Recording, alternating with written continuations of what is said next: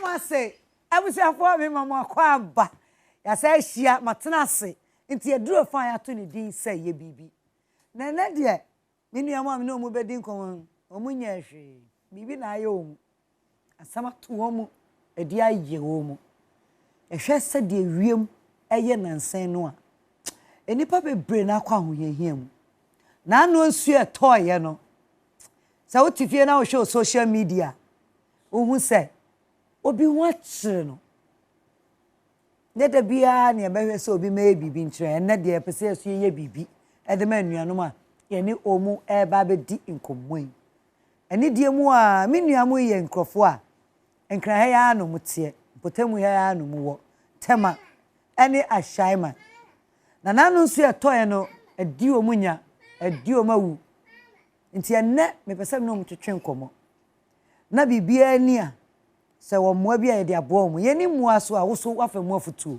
ana me boa ensu etoye ho amu na ha wo mu studio audience ho amu na ha wo mu ha mo ni ama say ye area bay akwete man enna me nua ba bi ne ba ena me nua ba ma bi the friend of Samson enna Mr Samson atena se Samson akowua Samson suo adina bro saa na me nua ba Ruth dochi ono so ne ho akwa ahwem abusafo mienu yi ye bedi nkomo wa nsuo no so aye obone kafra nim sanya sana na open of course then so abanesa shedding na Samson akwa ba onua Showtime any Ruth Ruth ma me ba ntena se no onye okay kura what you say anyum ne bono no osabi onti diabo onti diaba Samson wadama aifa ena wotie mete tema Newtown Mayam okay anti odu tema Newtown a na wakọ Mayam ti Mayam vako ho down honom side ho na wotie ana mete me komini aba so Ruth wadama also te hin Achemti Ashama Lebanon Zone 5 Ashama Lebanon Zone 5 yeah me by your friend say Caleb Giovanni Caleb yeah Caleb and Jejo anyway Caleb dear or be support you ma me asema sabe ye ba na ubeti so o kasa nenemu eno ano no wa ba fie oto ma me mu mienu nchen o pese oba ja no him ja ada na restrict Caleb bra come obaba na Samson bra Samson ani me ni nkomo ensu etoy na nsen ye hu sa adimunya ubetumi akire yen now we he then see yeah and then say yeah I mean what happened okay unfortunately na me dey me wadwumem okay and me bedru by 6 mu honom but even crano from a juma to fie no because of insurance no unya kwan kranko because habo ho crano kana kan be fa no kana ho yiri okay and na so cry ye difficult it me go do by 7 me go do no na me re ne nkola no epia kope school dan baby akotena oh eja dan na mansuo no that means insurance ade yeah afa me fans two fridges ne adini na assess ni na uno yire no manete yeah no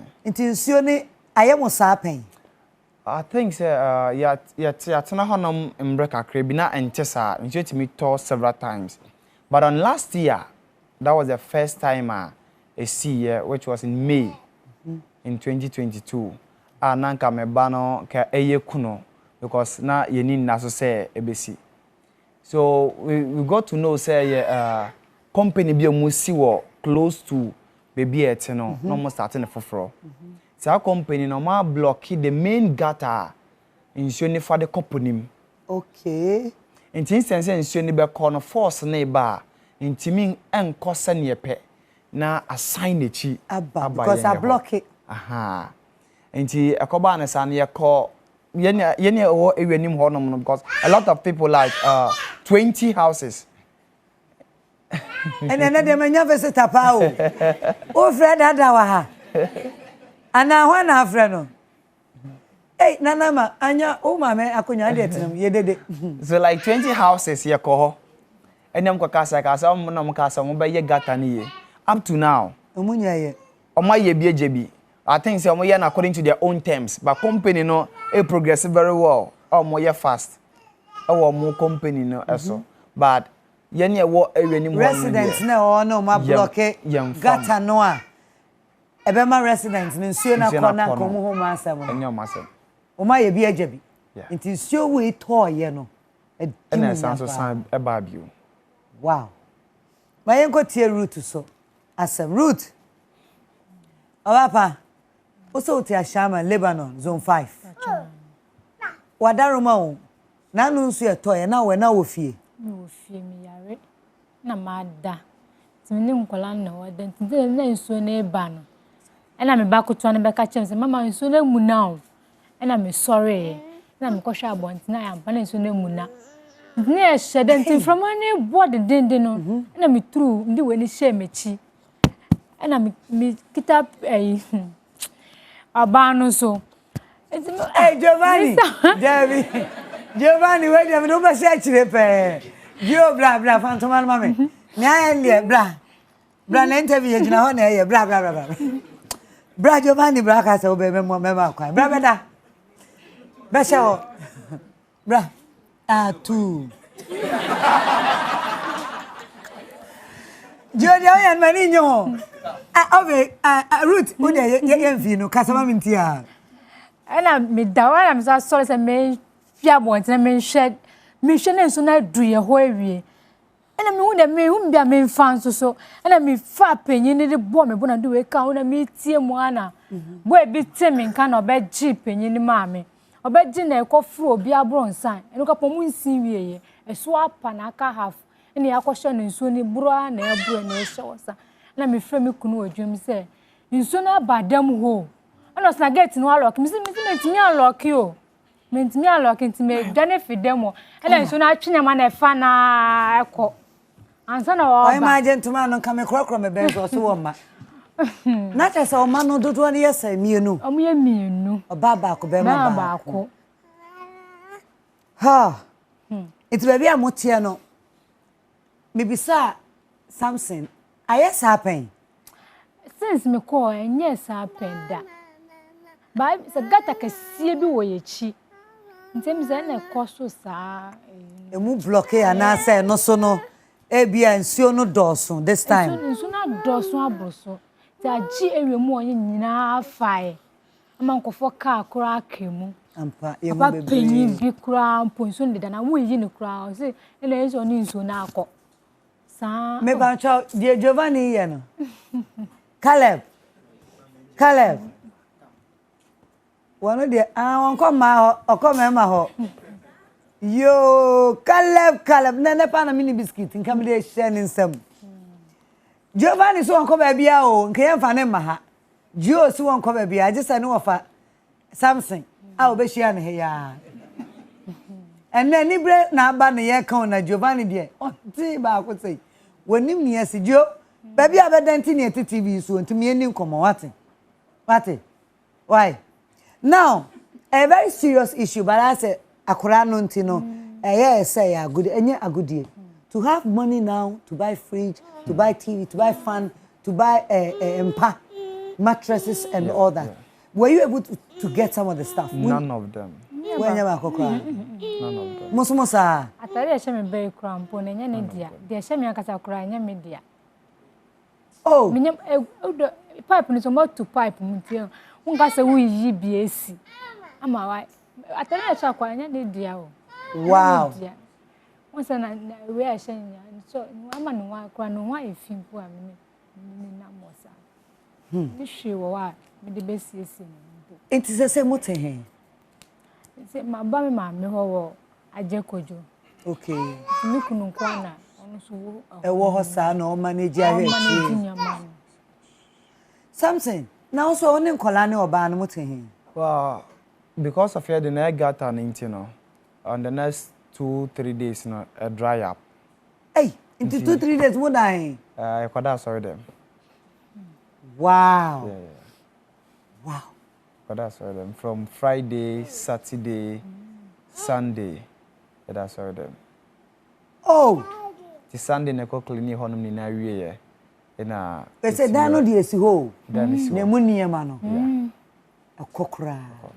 One fridge in a came and so can I dance in your say. For me, 2 fridges. Hey, anyway, I just say, you're pagana for so mumbra and slabem. Omuma boy. And so, wait, dear. So, I had the next day, or say the next 2 days, could be in 2 car. Chrome 2 car, net the house a pine, no traffic. I ain't probably brave bonnet.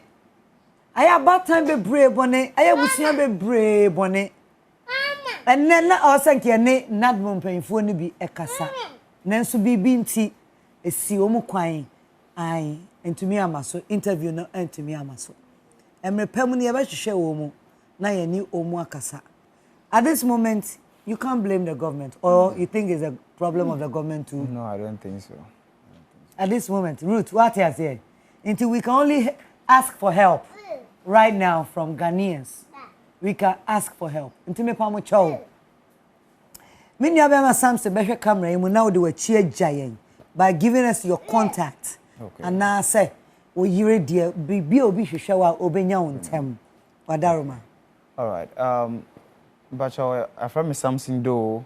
Oba say one me kasa 055 74 04 851.